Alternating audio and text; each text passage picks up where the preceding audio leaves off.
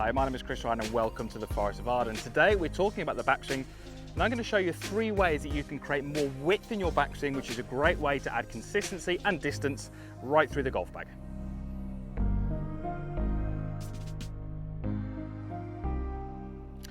So welcome back to the Forest of Arden. This is the 16th hole and we are talking in this video about creating more width at the top of your golf swing. So what would width look like?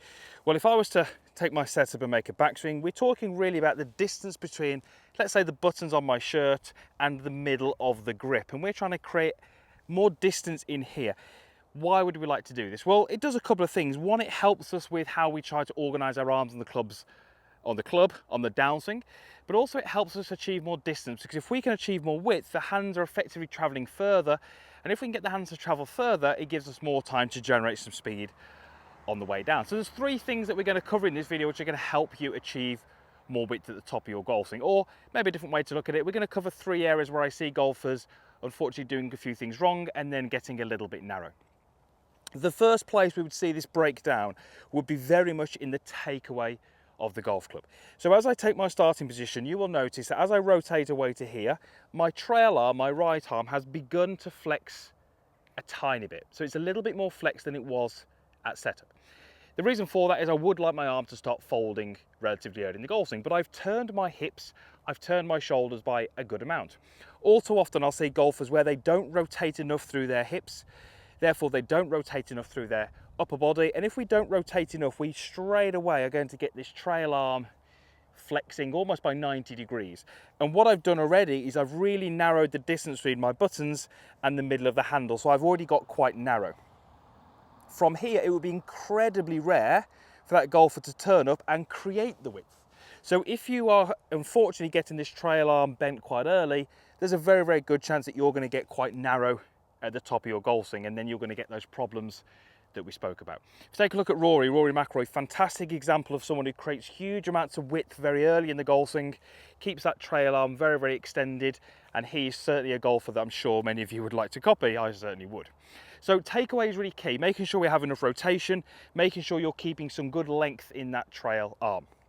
Now the second reason that you might be getting a little narrow at the top is if you just simply don't have enough turn at the end of your backswing. So even if I make a perfect move away with good rotation and my trail arm is extended, if my rotation slows down or stops, I'm going to find it very difficult to create that width. And as I get to the top, I'm going to find that I have too much flex in this lead arm.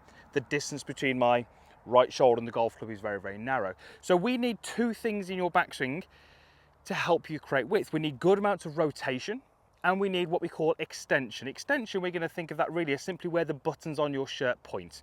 So as you set up to the golf ball, the buttons on your shirt are going to point down towards the ground. In your backswing, we need to feel like we're pointing these buttons at least horizontally away from you, potentially even slightly towards the sky. So let me show you what that would look like. Here's my setup, and as I rotate, you can see how I've got my lead shoulder pretty much in line with the ball, and I've got the buttons pointing up towards the sky. If I rotate and I have my buttons pointing down to the ground, this is going to do 2 things. One, it tends to mean that I can't rotate as much, and it keeps me very much in my what we call forward bend. From here, to get the club to the top, I'm going to have lots of arm flex, and again I'm going to get very, very narrow. So once you've made this good move away here, you're going to feel that you keep turning and your buttons point up towards the sky. That's going to help you get those arms more extended and create some good width at the top. There's your second point. The third thing we're going to do is we're going to think about the wrists. I'm going to think about not over using the wrists in the backswing. If we try to create too much angle, so if we get to the top and we try and create too much wrist set, that can often create a flexing of the arms, and we can often find that the club gets, again, too narrow. So you want to feel a little bit more like your thumbs are pointing a little bit more skyward rather than towards the target. Let me show you what that would look like. So good takeaway. Nice wide, big turn, buttons point up to the sky, thumbs point a little bit more to the sky. If I try and get my thumbs to point more towards the target, that can often result in me getting a little bit narrow. So width at the top is really important. And lots of golfers that I coach and I see could benefit from being wider with the arm swing. If we do get narrow, like I said, we find it very difficult to generate speed, and often we find it very difficult to get the elbows in position.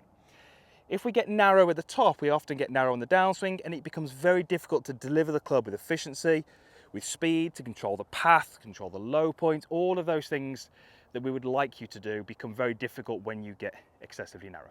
So let's quickly go through those 3 things again. Wide takeaway, buttons up to the sky, thumbs point to the sky.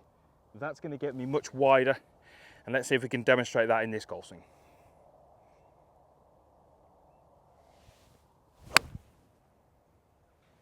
The more width you can get, the more consistent you can be, and the more speed you can generate down at impact. And who doesn't want a little bit more speed and a little bit more distance in their golf games? I know I certainly do. Thank you very much for watching. Usual stuff, as always, is below. You've got a comments box down there, you've got a like button, and over here, a little logo. Click that and it will allow you to be a free subscriber of my channel. No cost whatsoever, just means you get first access to the videos, and it means you won't miss any of the upcoming content. Thank you for watching. We shall see you back here again soon.